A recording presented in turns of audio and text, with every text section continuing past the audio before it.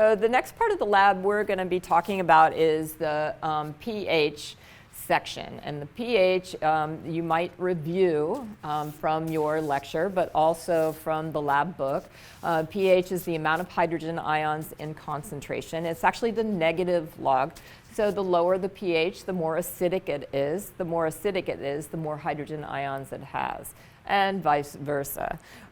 So just make sure you read your lab manual about that. So what we're going to do is we're going to learn how we would use pH paper. pH paper is paper that is sensitive to pH, and the pH paper will change color based on what the pH of the solution is. In this case, we're going to be looking at the different solutions: milk, Coke, orange juice, tea, and coffee, and seeing what the pH is. Basically, what you would do is take a couple of drops of solution and put it on the pH paper.